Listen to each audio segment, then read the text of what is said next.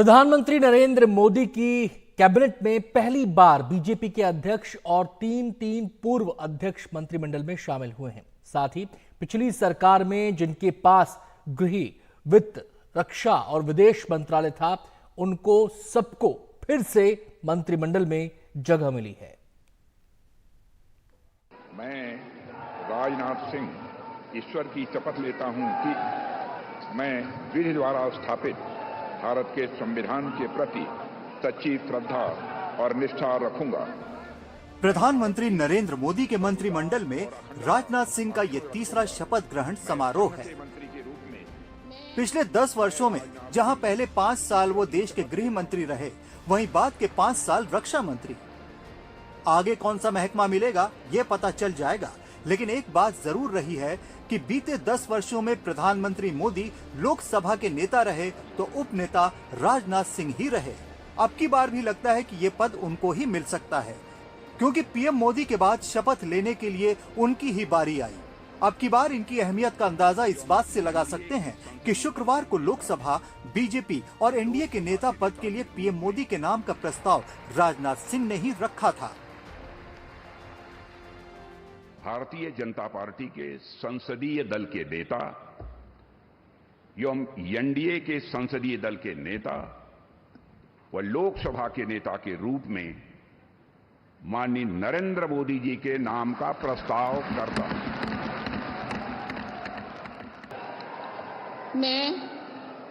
मैं अमित अनिल चंद्र शाह प्रधानमंत्री नरेंद्र मोदी के बेहद करीबी और चुनावी रणनीति के मास्टर माने जाने वाले गृह मंत्री अमित शाह ने भी मोदी सरकार 3.0 में मंत्री पद की शपथ ली।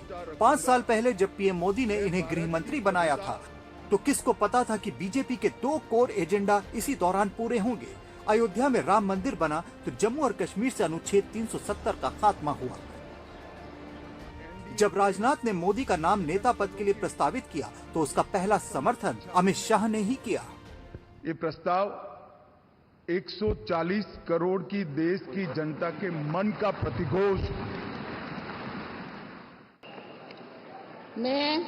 मैं नितिन जयराम गडकरी।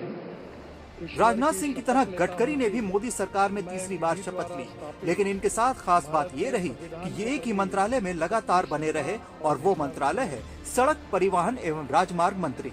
इनके मंत्रालय में इंफ्रास्ट्रक्चर पर हुए काम से इनकी छवि सबसे तेज काम करने वाले मंत्रियों की बनी। अमित शाह के बाद गडकरी दूसरे नेता थे जिन्होंने नेता पद के लिए मोदी के नाम का समर्थन किया।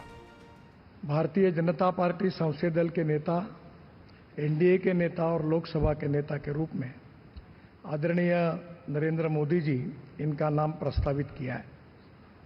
मैं उसका अनुमोदन करता हूं। मैं जगत प्रकाश नड्डा पहली मोदी सरकार में स्वास्थ्य मंत्री रहे और मौजूदा बीजेपी अध्यक्ष जेपी नड्डा ने दोबारा मंत्री पद की शपथ ली है। इनके मंत्री बनने के साथ ये साफ हो गया है कि जल्द ही बीजेपी को नया अध्यक्ष मिलेगा। ये भी संयोग है कि इस बार बीजेपी की बागडोर संभालने वाले 4 नेता मोदी सरकार में मंत्री बन रहे हैं। 2009 में बीजेपी की हार के बाद पार्टी अध्यक्ष नितिन गडकरी बने थे, तो 2014 का लोकसभा चुनाव राजनाथ सिंह की अध्यक्षता में लड़ा गया, जबकि 2019 का चुनाव अमित शाह और 2024 का जेपी नड्डा के अध्यक्ष रहते बीजेपी ने चुनाव जीता। I, Subramaniam Jaishankar, do swear in the name of God. विदेश नीति में पारंगत एस जयशंकर ने दूसरी बार मंत्री पद की शपथ ली है। इनके बारे में ये माना जा रहा है कि इनको फिर से विदेश मंत्री बनाया जा सकता है। I, निर्मला सीतारमन। वहीं टॉप 4 मंत्रियों में शामिल निर्मला सीतारमन को एक बार फिर मोदी सरकार में मंत्री बनने का मौका मिला है। मनमोहन सिंह के बाद लगातार 5 साल तक वित्त मंत्री रहने वाली ये दूसरी नेता हैं। अब सवाल है कि मोदी सरकार जब तीसरी बार आई है तो निर्मला के लिए किस मंत्रालय का दरवाजा खुलता है। Bureau report, NDTV India.